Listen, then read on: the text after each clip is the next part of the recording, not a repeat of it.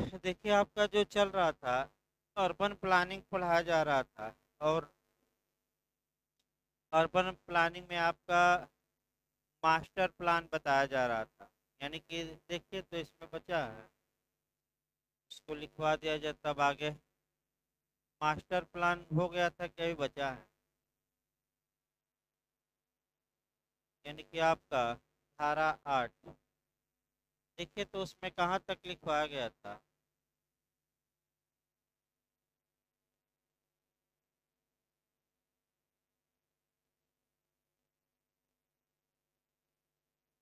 ये कितने पॉइंट लिखवाए गए थे? 4। पांचवा लिखिए भाई।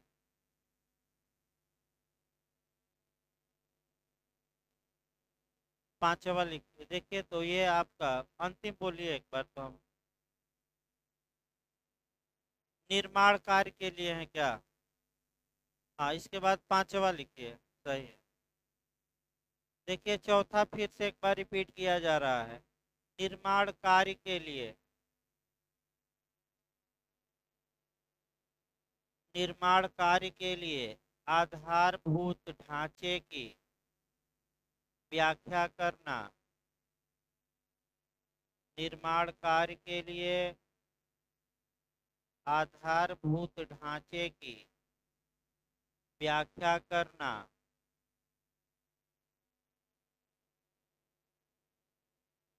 जिससे जिसके माध्यम से जिसके माध्यम से विभिन्न क्षेत्रों की जिसके माध्यम से विभिन्न क्षेत्रों की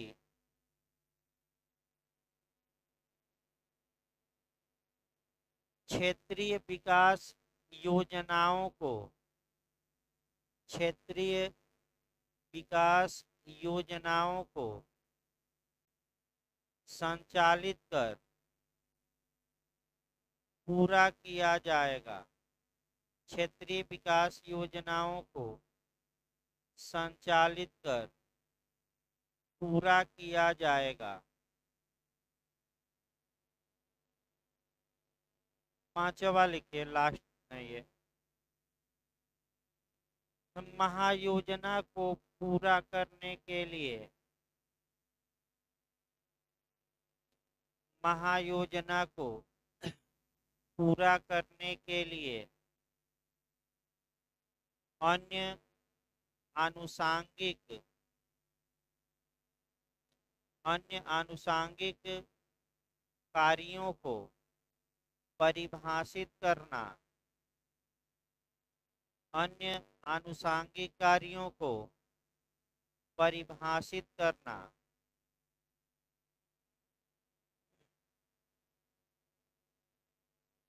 अब आइए आगे देखा जाए। आपका मास्टर प्लान आपको बता दिया गया। मास्टर प्लान के बाद आपका फिर एक बार कॉन्सेप्ट बनाइए। अब लेक्चर दिया जाए तब लिखवाया जाएगा। देखिए, मान लीजिए प्रयागराज शहर है, तो पूरे आपका प्रयागराज का विकास कैसे किया जाए, इसके लिए जो विकास प्राधिकरण योजना बनाएगा उसे हम मास्टर प्लान या महायोजना कहेंगे। और इसके बारे में अभी लिखवाया गया सेक्शन 8 काम करेगा। अब इस जो ये प्रयागराज जिला है, इसका क्षेत्रों में बंटवारा कर दिया जाए और एक एक क्षेत्र का विकास कैसे किया जाए अच्छे से, इसके लिए भी योजना बनेगी। और जो भी क्षेत्रों के विकास के लिए अलग से योजना बनेगी, उसको हम कहेंगे क्षेत्रीय विकास योजना या जोनल डेवलपमेंट प्लान या आंचलिक विकास योजना। पहला नियम यह है कि जो क्षेत्रीय विकास योजना बनेगी, ये भी पूछा जाता है कि उसके क्या आवश्यक तत्व हैं और क्या क्या रहेगा। तो ये सेक्शन किसमें जाएगा? 9। अब क्षेत्रीय विकास योजना या तो महायोजना के साथ बनाई जा सकती है, यानी कि पूरे शहर के विकास के साथ साथ एक एक इलाके का विकास कैसे होगा, ये योजना बनाई जा सकती है। या पहले पूरे शहर की योजना बना ली जाए और उसके बाद आपका आंचलिक विकास योजना बनाई जाए। यानी कि दोनों काम हो सकता है, या तो महायोजना के साथ साथ या महायोजना के बाद। कौन सी योजना बनाई जाएगी?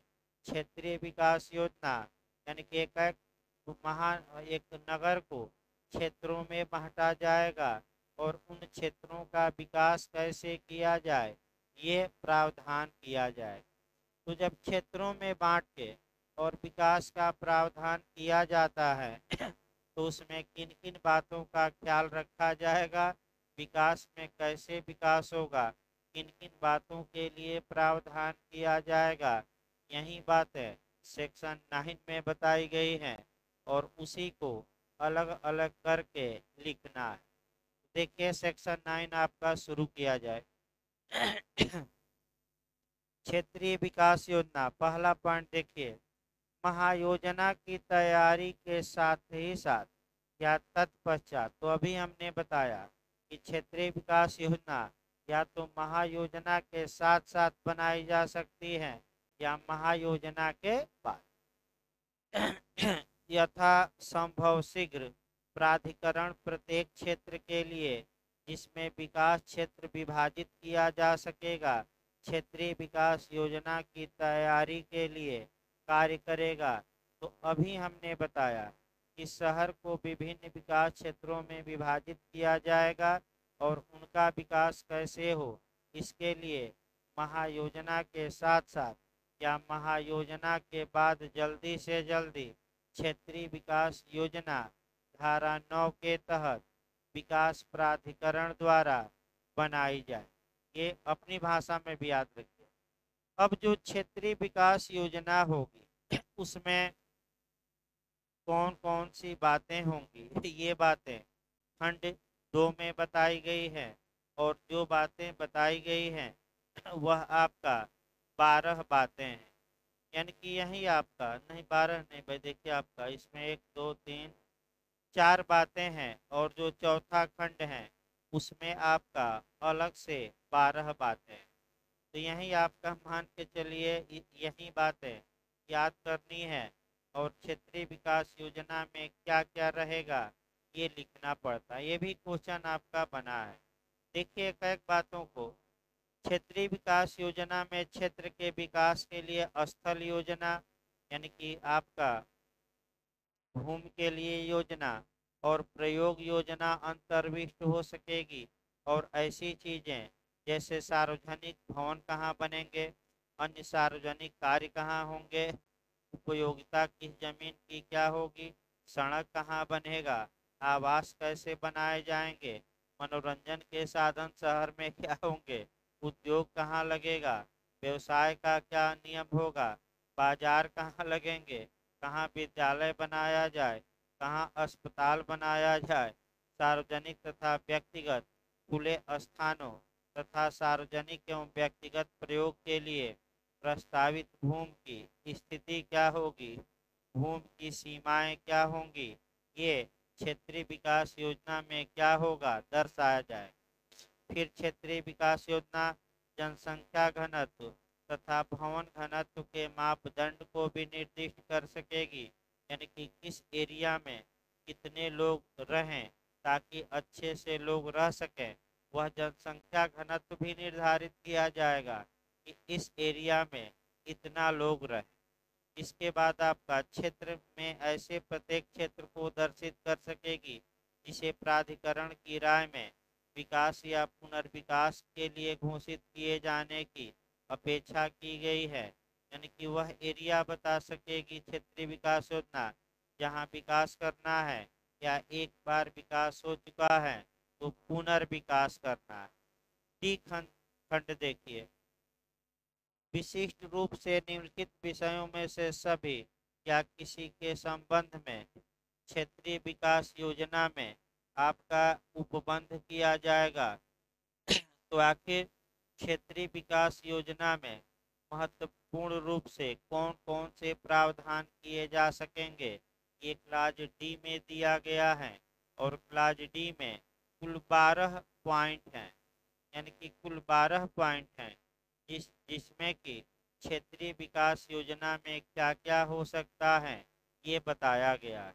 ये भाई आपका तैयार करना पड़ेगा।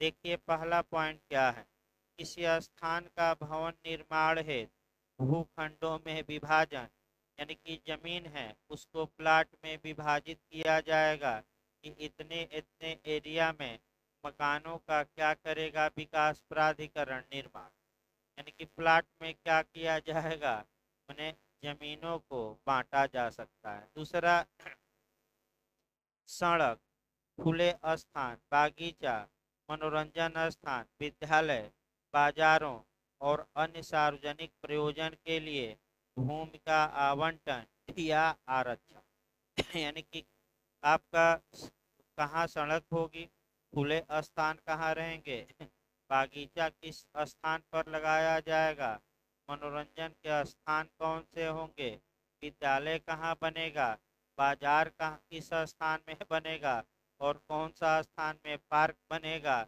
ये सब क्षेत्रीय विकास योजना में क्या होगा दिखाया जाए। तीसरा है कि किसी क्षेत्र या का नगर या बस्ती के रूप में विकास एवं निर्बंधन तथा शर्तें जिसके अधीन रहते हुए ऐसा विकास किया जाएगा जा सकेगा या कार्यान्वित किया जा सकेगा, यानी कि किसी एरिया का या बस्ती का विकास कैसे हो, उस विकास पर कौन कौन से प्रतिबंध हो, इसका भी वर्णन आपका क्षेत्रीय विकास योजना में किया जा सकेगा। फिर अगला है किसी स्थल पर भवन का निर्माण और भवन के या चारों ओर रखे जाने वाले खुले स्थानों के संबंध में निर्बंधन, शर्तें और भवन की ऊंचाई और नेचर क्या है, ये भी क्षेत्रीय विकास योजना में दर्शाया जाएगा। किसी स्थल के भवन का संरेखण संरेखण यानी कि नक्शा उक्सा आपका ये भी दर्शाया जाएगा। फिर अगला, किसी स्थान पर निर्माण किए जाने वाला किसी भवन के विस्तारण या अगले भाग का वास्तु कलात्मक लक्षण, यानी कि जो भवन बनेंगे वो आगे का मॉडल कैसा होगा ये भी दिखाया जाएगा। तो कई जगह आपका जो भवन बनते हैं ज़्यादातर आपका नक्शा पास कराइए और नक्शा पास कराते समय विकास प्राधिकरण अगर भवन का मॉडल निश्चित किया है तो उसी मॉडल से आप आगे का आप एरिया बनाएं। अपने मन से कोई भी नहीं बना देंगे, नहीं तो आपका बाबा का बुलडोजर क्या कर सकता है, आगे का हिस्सा तोड़ सकता है, यानी बदरंग कर सकता है। अगला देखिए आपका आवासीय भवनों की संख्या कितनी होगी ये डिसाइड किया जाएगा आपका। और भवन दिया गया है तो कौन सी सुख सुविधाएं होंगी, बिजली, पानी इत्यादि ये सुख सुविधाएं कौन सी होंगी ये डिसाइड करना। आपका कहाँ दुकान खुलेगी, कहाँ भंडार का स्थान रहेगा, कारखाना कहाँ आपका रहेगा ये डिसाइड करना। दीवारों, बाड़ों इत्यादि की ऊंचाई क्या होगी, उनका रंग रोगन मन रंग पोतन कैसे होगा, कैसे उन ऊंचाई होगी। एक और है आपका कि विकास प्राधिकरण ये कह सकता है कि आप अपने दीवार की जो पुताई है इस कलर से करिए। मैं बता दूं, यानी कि विकास प्राधिकरण बाध्य कर सकता है कि आप अपने मकान की मैंने दुकान की या दीवार की पुताई इस कलर से ही करेंगे आपका, ये कह सकता है। इसमें कोई शक नहीं, ताकि भवन क्या लगे, सुंदर लगे। ये आपका मैंने ये भी पावर है, मैंने आप अपने रंग से कलर भी नहीं करा सकते मकान का। तो अब आप लोग ही देखिए, अगर इतने नियमों का पालन करने लगा व्यक्ति तो मकान तो बनवा लिया।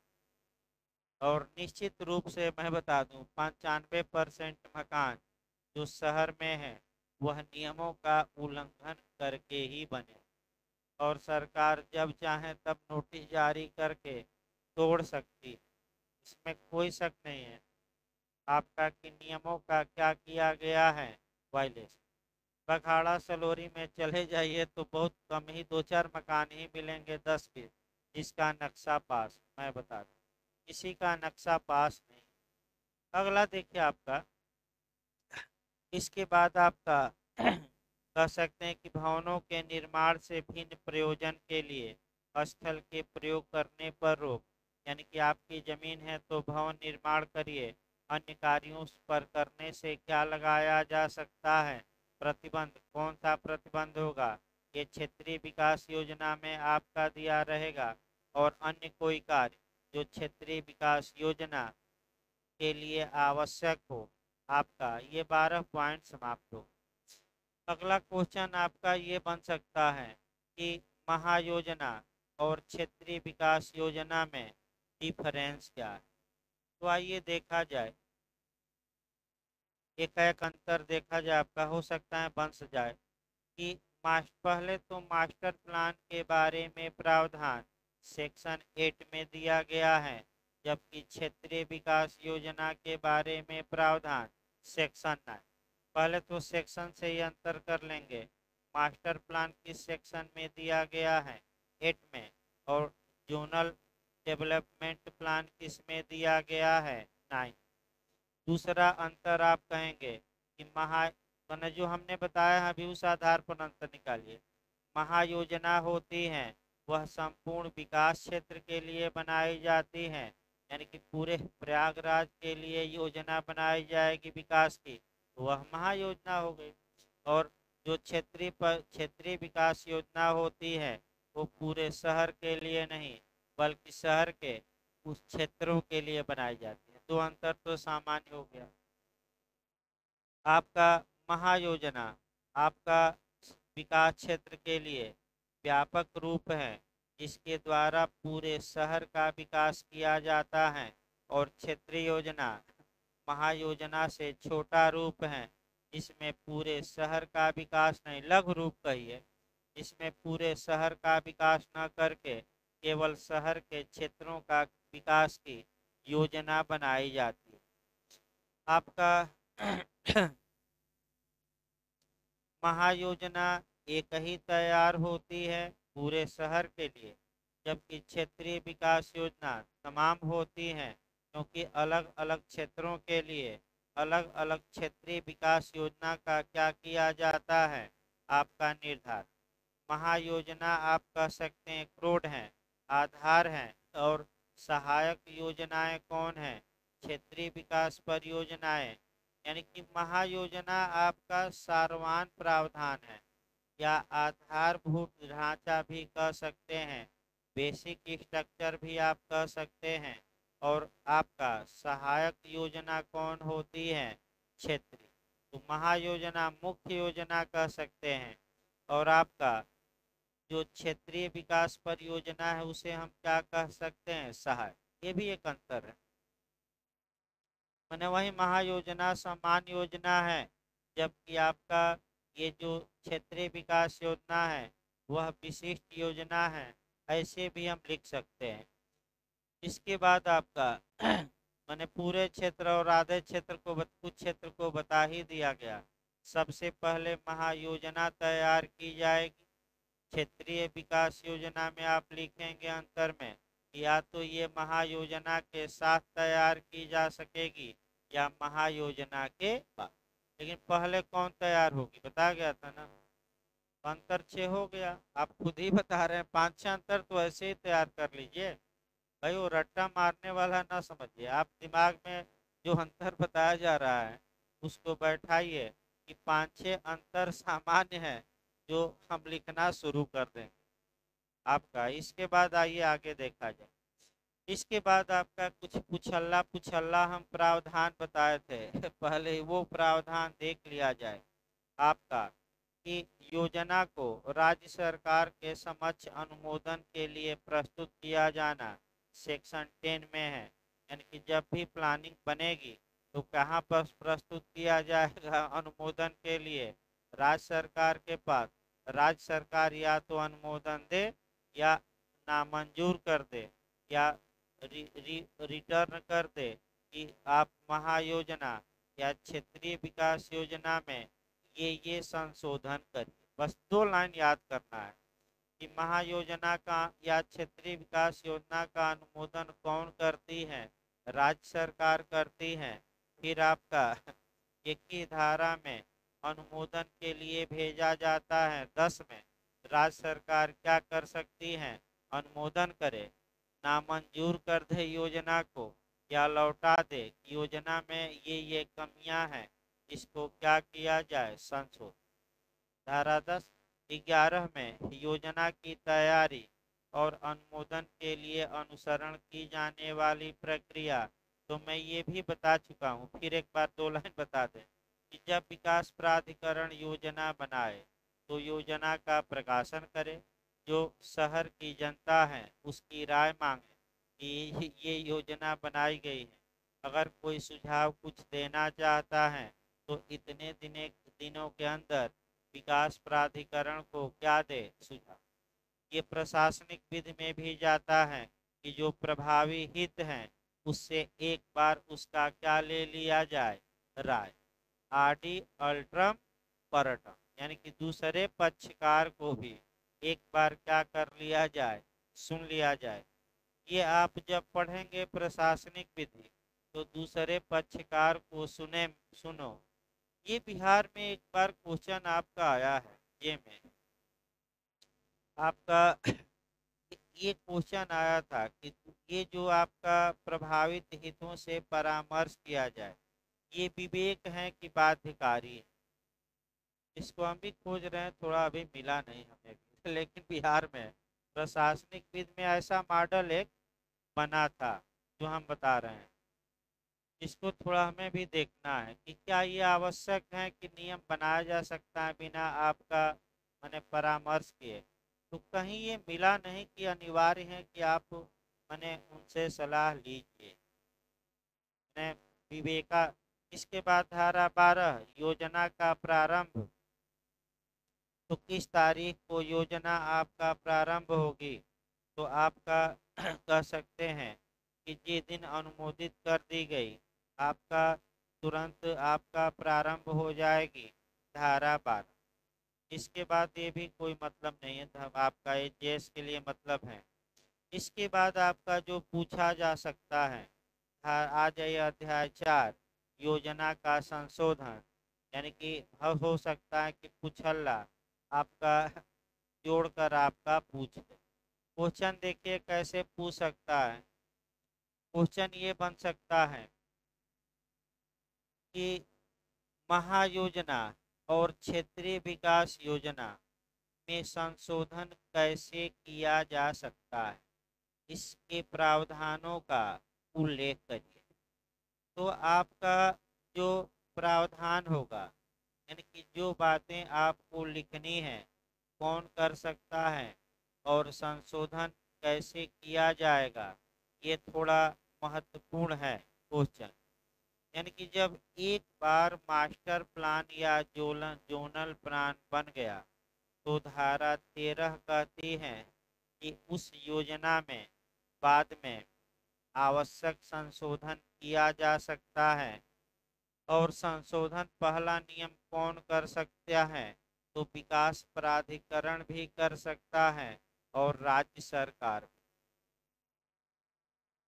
देखिए आपका कह सकते हैं कि अब कौन से संशोधन विकास प्राधिकरण कर सकता है और कौन सा संशोधन राज्य सरकार कर सकती है, ये थोड़ा जान।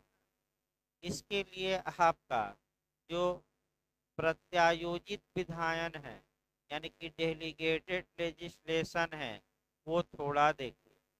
जैसे कि प्रत्यायोजित विधायन में आपने देखा, मैंने आपको पढ़ना भी आगे बिहार के लिए, और उसमें आपने देखा कि संसद अपना पूरा पावर यानी कि कानून बनाने की पूरी शक्ति कार्यपालिका को नहीं दे सकती। केवल कौन शक्ति हैंड ओवर कर सकती है? सहाय। तो अगर योजना के मूल चरित्र में परिवर्तन लाना है, योजना के मूल चरित्र माने ऐसा बदलाव लाना है, ऐसा संशोधन करना है योजना में, योजना का जो क्रोड है, मूल चरित्र है, वही बदल जा रहा है, तो ये भी राज्य सरकार को ही पावर। और छोटी छोटी जो आपका क्या है संशोधन है, ये कौन कर सकता है? विकास प्राधिकरण। फिर एक बार देखिए, मूल में संशोधन करना है तो कौन कर सकती है? राज्य सरकार। और ये पुछल्ला पुछल्ला कर रहा है तो ये कौन कर सकता है? विकास प्राधिकरण। ये कॉन्सेप्ट कम से कम दिमाग में बैठाए रहिए। और किस धारा में किया जाता है संशोधन का प्रावधान है? 13।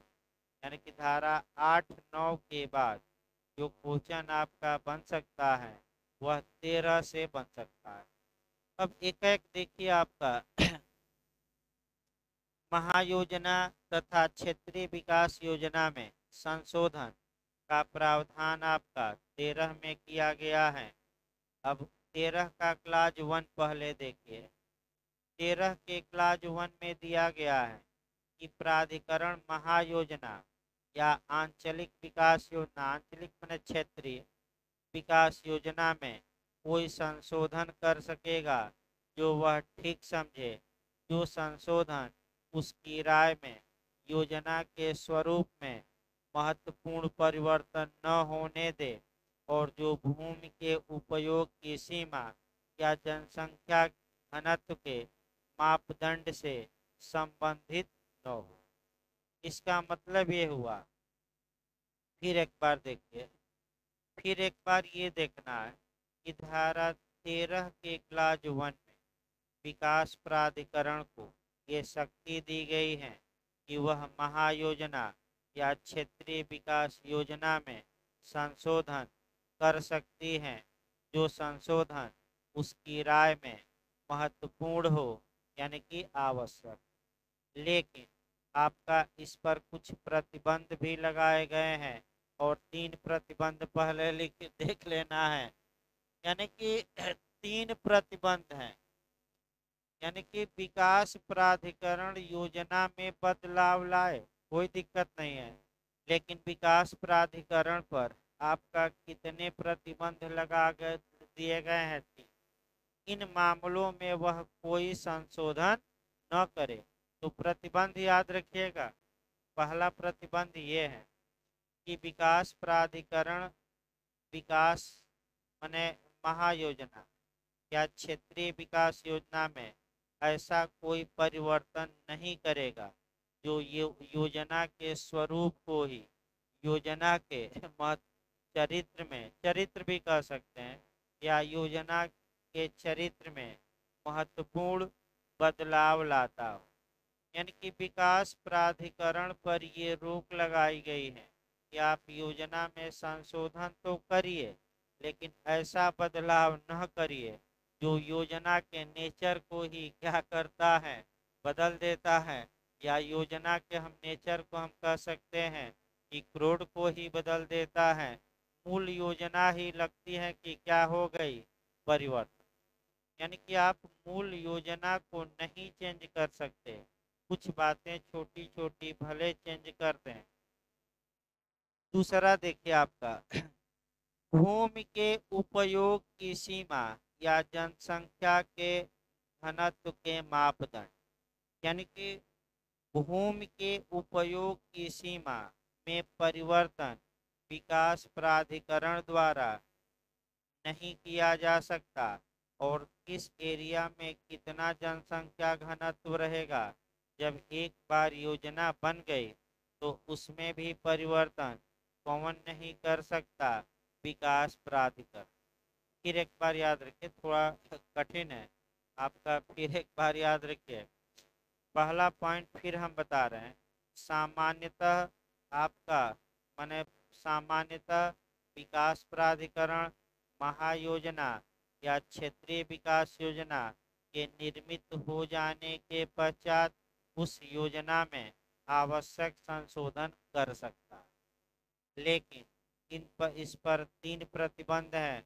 यानी कि 3 मामलों में विकास प्राधिकरण को योजना में संशोधन करने की शक्ति नहीं हो।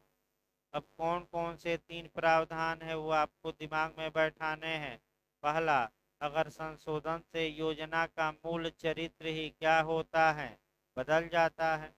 दूसरा, भूमि के उपयोग की सीमा नहीं बदली जा सकती। और तीसरा, किसको विकास प्राधिकरण नहीं बदल सकता? तो जनसंख्या घनत्व। ये दिमाग में बैठाइए, दोबारा हम बता रहे हैं। 3 चीजों में बदलाव नहीं ला सकता विकास प्राधिकरण। फिर एक बार हम बता रहे हैं, अच्छे से याद रखिए। पहला, आपका योजना के चरित्र को न बदलिए। दूसरा, भूमि के उपयोग की सीमा को न बदलिए। और तीसरा, जनसंख्या घनत्व के जो मापदंड हैं, क्या उसमें बदलाव कर सकता है विकास प्राधिकरण? नहीं।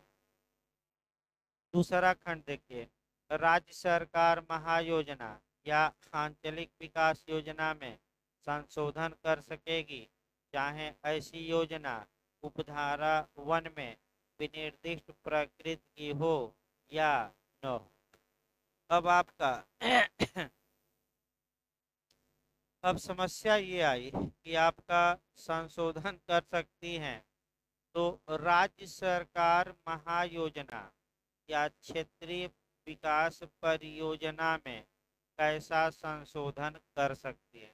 तो बस एक लाइन याद करना है कि राज्य सरकार को पूरी शक्ति प्राप्त है कि वह योजना में जो भी चाहे वह संशोधन कर सकते, छोटे छोटे भी संशोधन, बड़े संशोधन भी। योजना की प्रकृति को भी राज्य सरकार बदल सकती है, जनसंख्या घनत्व को भी बदल सकती है, और उपयोग की सीमा को भी, भूमि के उपयोग की सीमा को भी क्या कर सकती है? बदल सकती है। तो आप लोग बताइए, पावर किसके पास ज्यादा हो गया? राज्य सरकार। राज्य सरकार कौन बदलाव कर सकती है? सभी बदलाव कर सकते हैं, कोई रोक टोक उस पर? क्या मूल योजना को बदल सकती हैं कि नहीं बदल सकती हैं? क्या उसके जनसंख्या घनत्व का माने जो जन मापदंड है उसको भी बदल सकती हैं कि नहीं बदल सकती हैं? आपका तीसरा, भूमि के उपयोग की सीमा को बदल सकती हैं कि नहीं बदल सकती हैं? तो पहले खंड में विकास प्राधिकरण द्वारा संशोधन, और दूसरे खंड में कौन संशोधन का किसे पावर दिया गया है? राज्य सरकार। विकास प्राधिकरण संशोधन करे, लेकिन उस पर कितने प्रतिबंध पहले खंड में लगाए गए हैं? 3। और अब दूसरा बताइए, खंड 2 में राज्य सरकार योजना में संशोधन करती है, तो क्या राज्य सरकार के ऊपर कोई प्रतिबंध लगाया गया है? नहीं, कोई प्रतिबंध नहीं है, वह सतर्क रहिए। इसके ऊपर कोई प्रतिबंध नहीं है, राज्य सरकार। खंड 3 देखिए, यथा स्थिति प्राधिकरण या राज्य सरकार योजना में कोई संशोधन करने के पूर्व उस विकास क्षेत्र में परिचालित कम से कम एक समाचार पत्र में ऐसी तिथि से पूर्व जो सूचना में विनिर्दिष्ट किया जाए, प्रस्तावित संशोधनों के संबंध में किसी व्यक्ति से आक्षेप या सुझाव आमंत्रित करते हुए सूचना प्रकाशित करेगी। मैंने करेगी मतलब बातें कर सकेगी नहीं, करेगी मतलब क्या हुआ? करेगी, यानी कि बात है। और सभी अपेक्षाओं एवं सुझावों पर आपका प्राधिकरण या राज्य सरकार द्वारा प्राप्त की गई हो तो राज्य सरकार विचार करेगी। तो वही जो पुरानी कहानी हमने धारा 11 में बताई थी वहीं फिर से दोहराई जाएगी। फिर एक बार कॉन्सेप्ट बना लीजिए। अगर योजना पहली बार बनाई जा रही तो सेक्शन 11 कहता है कि उस योजना का आप प्रकाशन करिए और लोगों के आक्षेपों को लीजिए, यानी कि लोगों के विचार आप माने विचार लीजिए कि लोग क्या विचार रखते हैं, उनके विचारों पर आप विचार करिए, जो लोग सलाह। धारा 13 का क्लाज 3 ये बताता है कि जब एक बार योजना बन गई और विकास प्राधिकरण या राज्य सरकार उसमें संशोधन करना चाहती है तो संशोधन में भी वही नियम लागू हो। कम से कम एक समाचार पत्र में जो उस क्षेत्र में क्या हो, परिचालित हो, ये आपका उस एरिया में चलता हो, कम से कम उस प्रस्ताव को जहाँ जो संशोधन करने हैं एक बार उस प्रस्ताव को समाचार पत्र में छपवा दिया जाए, कुछ समय दिया जाए कि जो भी लोग इस नगर के हैं, जो भी सलाह देना चाहते हैं वे विकास प्राधिकरण या राज्य सरकार को क्या करें दे।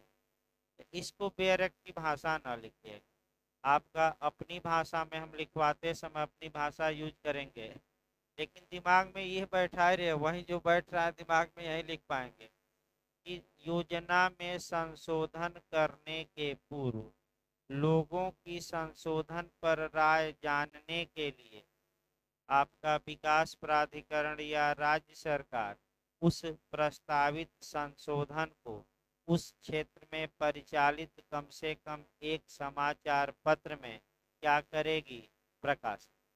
देखिए बेरेट की भाषा और अपनी भाषा में अंतर आ गया। अपनी भाषा वही बातें हमने बताई, लेकिन आपका आसान भाषा में बताई है।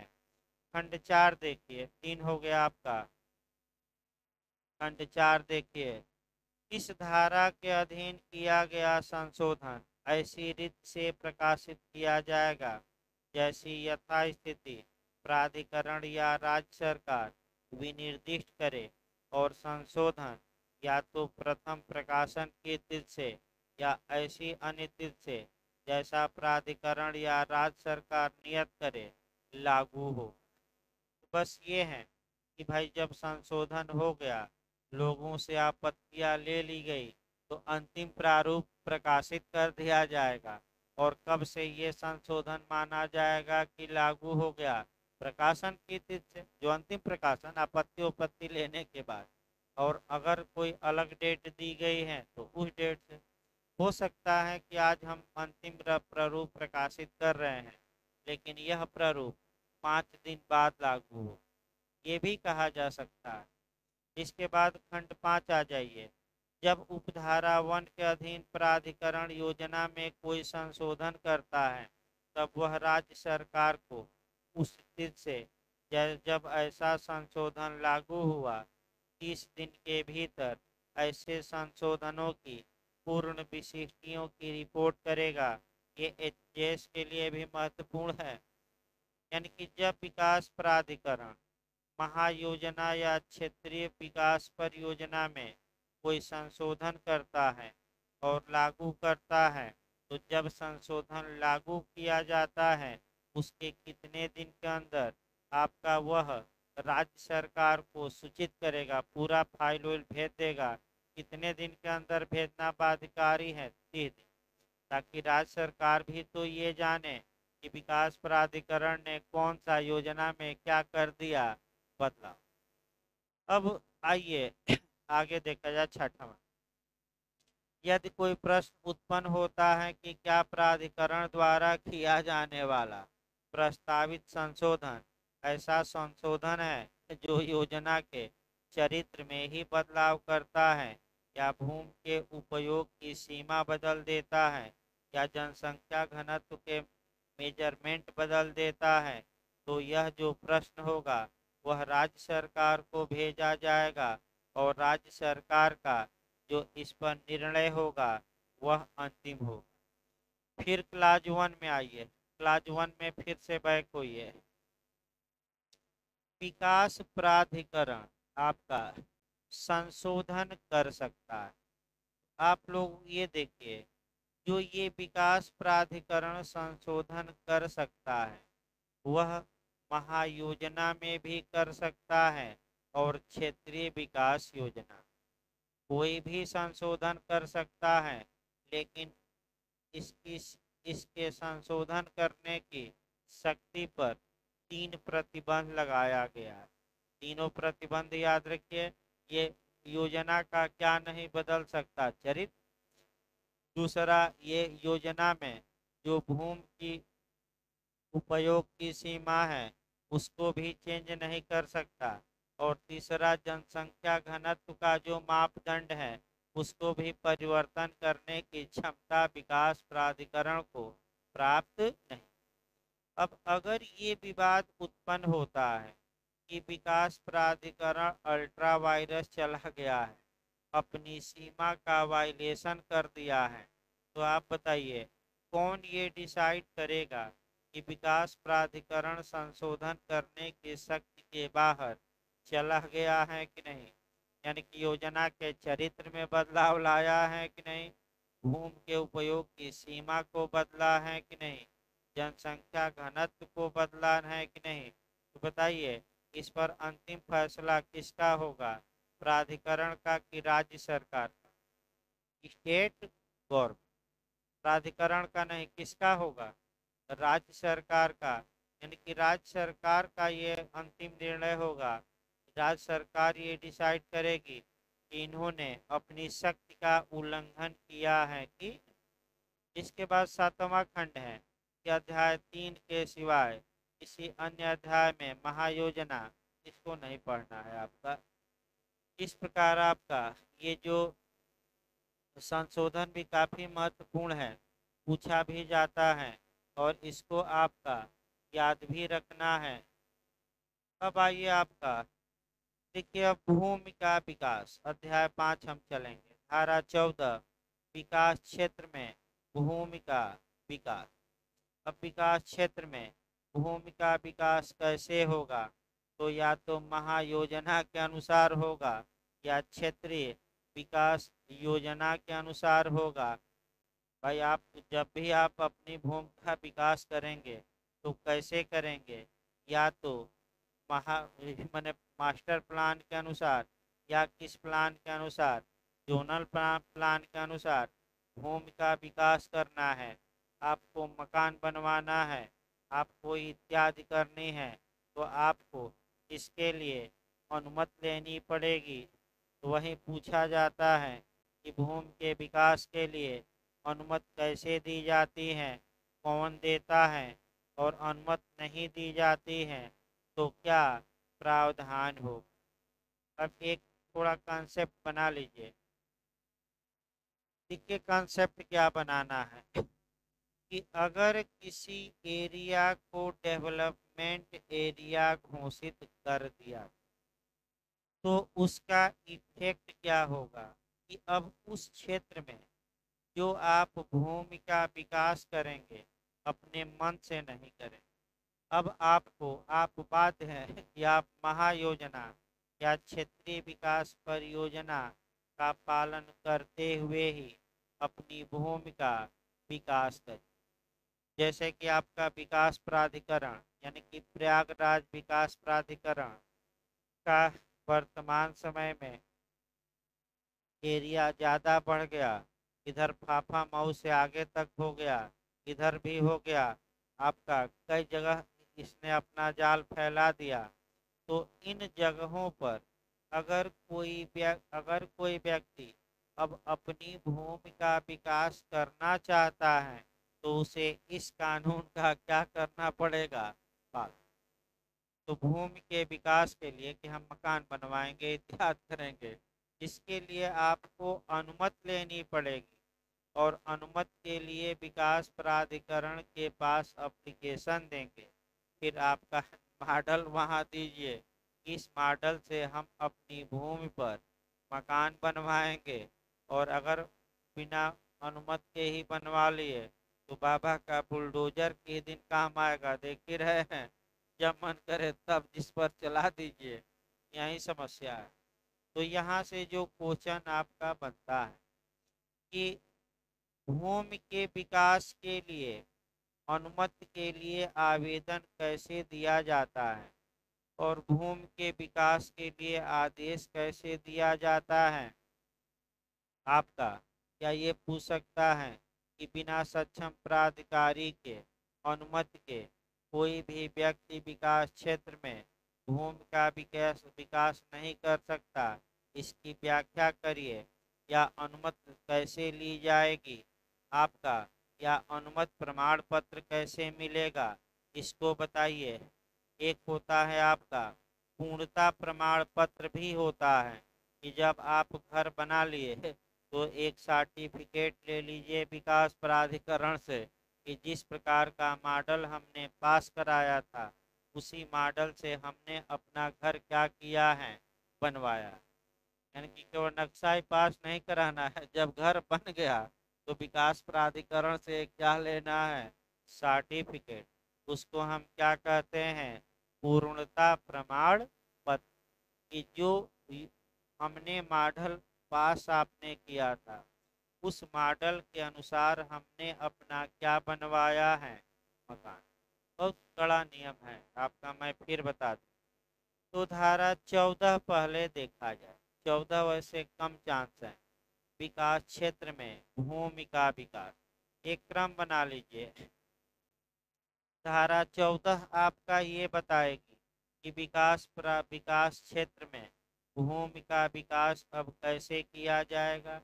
फिर धारा 15 ये बताएगी कि भूमि का विकास करना ही चाहते हैं तो आप विकास प्राधिकरण से क्या ले लीजिए, अनुमति ले लीजिए।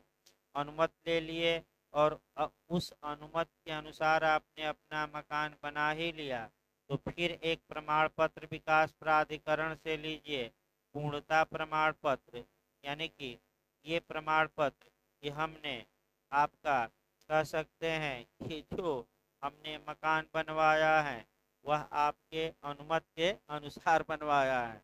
और अंत में अगर आपने विकास या अगर आपने योजना का वायलेशन किया, बिना अनुमति के ही आपने बना लिया मकान, तब तो मामला खराब हो जाएगा और कह सकते हैं कि योजना का उल्लंघन करेंगे या भूमि के विकास जैसे होना है उसका वायलेशन करेंगे या योजना के उल्लंघन में भूमि या भवन का प्रयोग करेंगे, तब विकास प्राधिकरण को भी पावर होगा कि ऐसे माने प्रयोग को रोक सके इत्यादि। तो यही आपको फिलहाल पढ़ना है। आपका डिवोल्यूशन इत्यादि तो बाद में देखा जाएगा। फिर एक बार देखिए, जब भी आप विकास क्षेत्र में भूमि का विकास करिए तो योजना के अनुसार करिए। विकास मकान इत्यादि बनाना है तो धारा 15 में एप्लीकेशन देकर क्या लीजिए, अनुमति। फिर धारा 15A में पूर्णता प्रमाण पत्र। और धारा 16, अगर योजना का उल्लंघन करके आपने मकान बनवा ही लिया तब क्या हो, एक एक करके देखा जाए।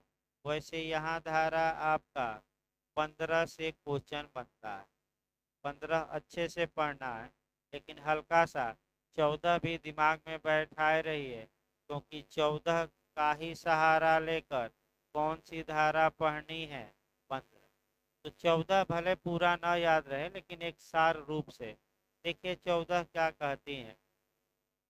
विकास क्षेत्र में भूमि का विकास, तो धारा 3 के अधीन विकास क्षेत्र के रूप में किसी क्षेत्र की घोषणा के पश्चात उस क्षेत्र में किसी व्यक्ति या निकाय आपका द्वारा भूमि का कोई विकास नहीं किया जाएगा या भूमि के कार्यान्वित नहीं किया जाएगा।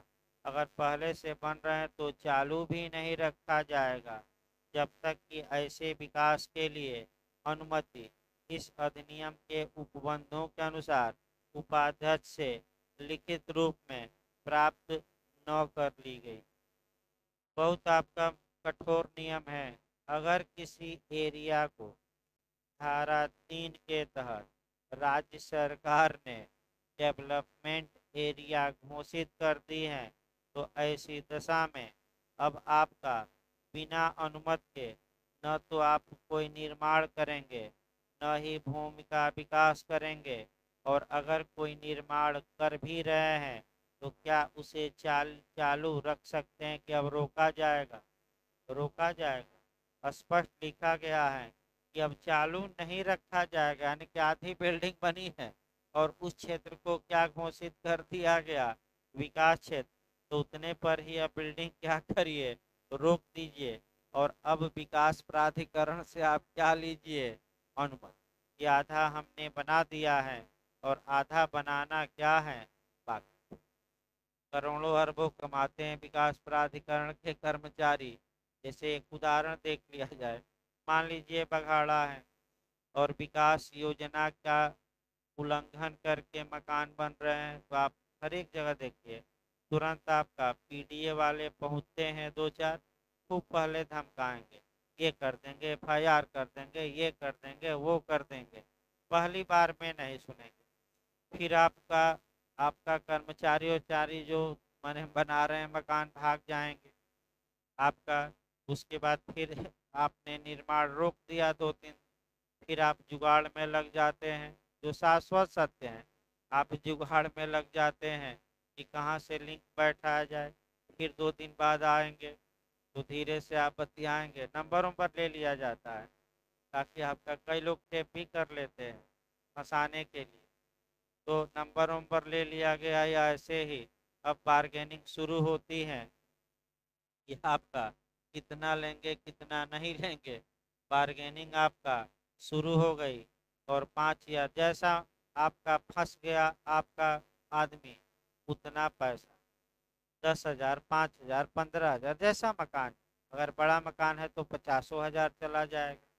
तो आप ही सोचिए बघाड़ा में इतना अवैध कॉलोनी कैसे बन गए। हाई कोर्ट ने पूछा, हाई कोर्ट ने विकास प्रांत जब ये बाढ़ आई थी और तमाम समस्याएं उत्पन्न हुई, हाई कोर्ट में पीआईएल दायर की गई थी, तो हाई कोर्ट ने ये पूछा कि क्या विकास प्राधिकरण सो रहा था, इतना आपका मकान कैसे बन गया, बिजली के कनेक्शन कैसे मिल गए, पानी के कनेक्शन कैसे मिल गए आपका नदी के किनारे।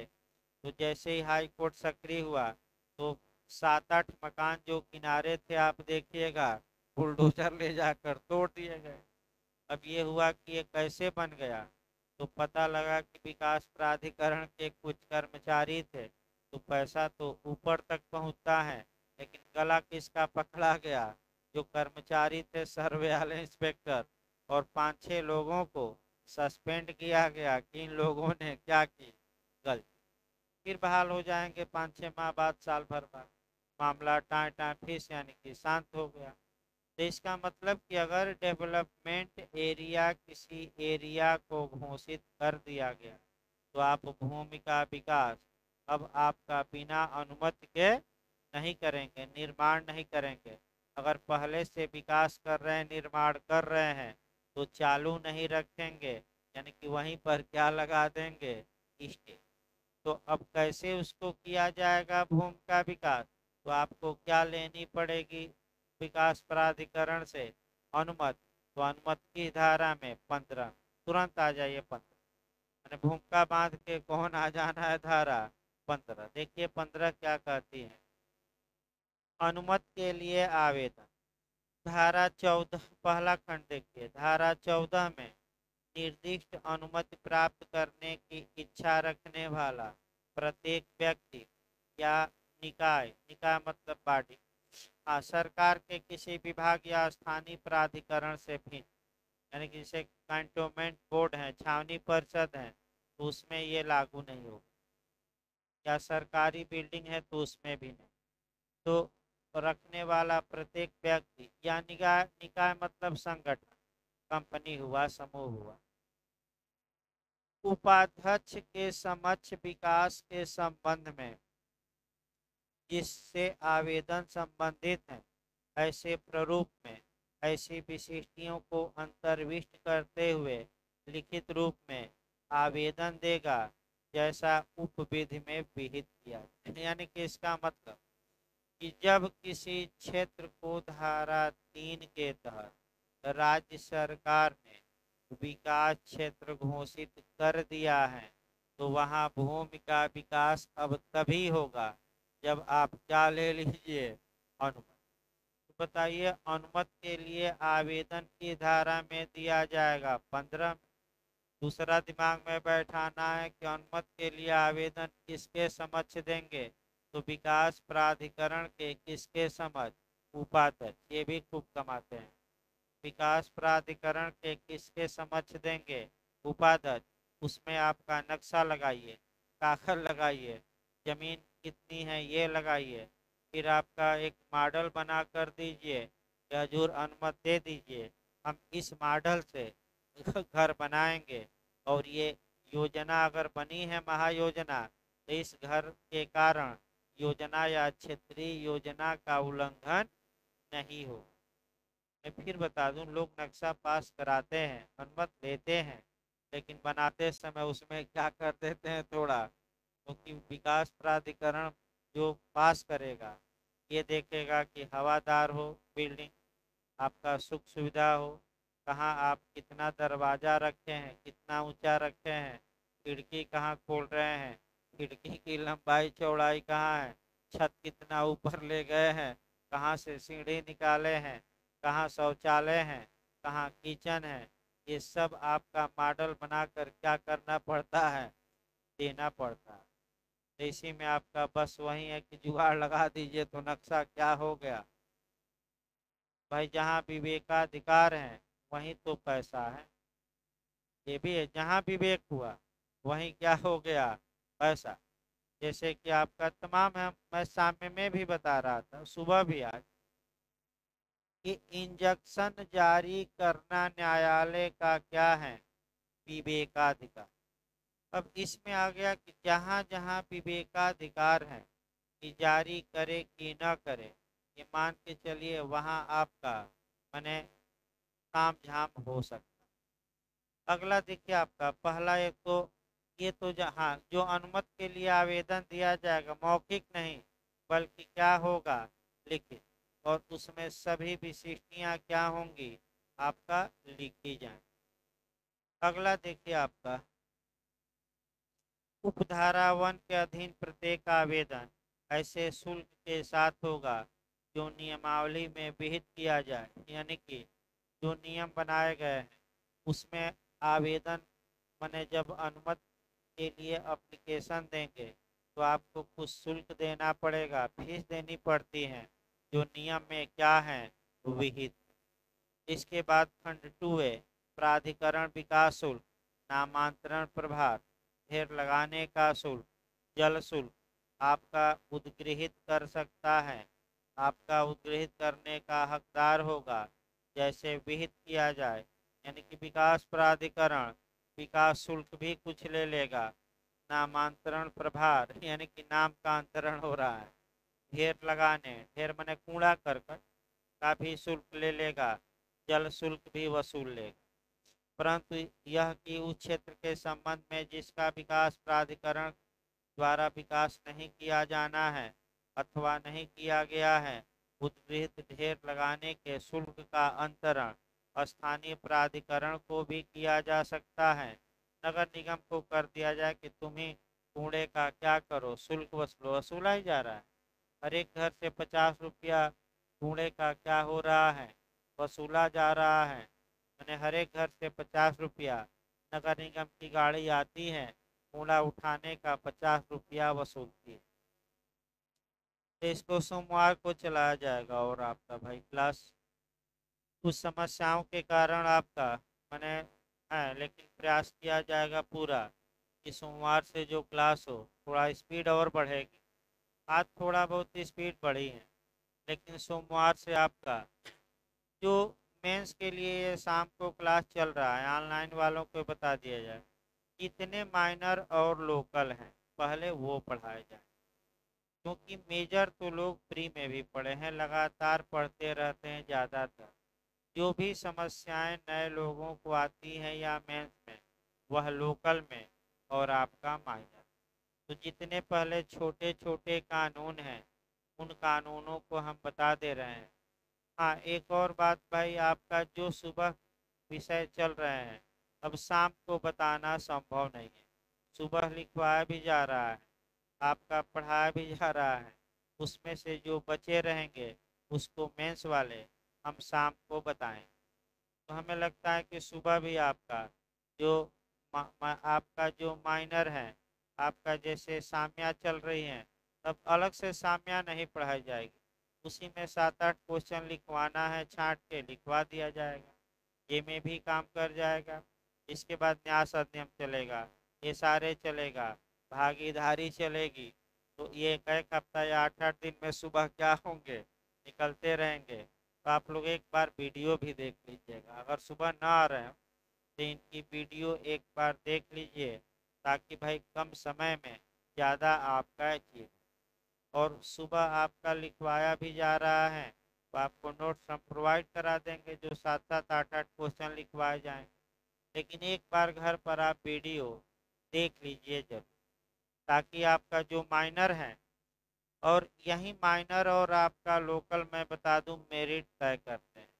एक जो लोग थोड़ा बहुत दिक्कत आ रही है प्रोसीजर में लोगों को आ रही है, तो प्रोसीजर आपका हम बताएं कुछ क्वेश्चन सीपीसी ज़्यादा बताया जाएगा, और आपका जो ये सीआरपीसी और आपका एविडेंस है, क्योंकि एपीओ में भी लोग पढ़े थे, थोड़ा कम भी बताया जाए तो हो जाएगा, लेकिन सीपीसी थोड़ा दिक्कत आ रही। तो जहाँ जहाँ दिक्कत है आपका, जहाँ जहाँ आपको लगता है कि इसमें नंबर कम आ सकता है, उस पर विशेष ध्यान देना है, और जो पहले से तैयार हैं उस पर थोड़ा क्या देना है, कम ध्यान।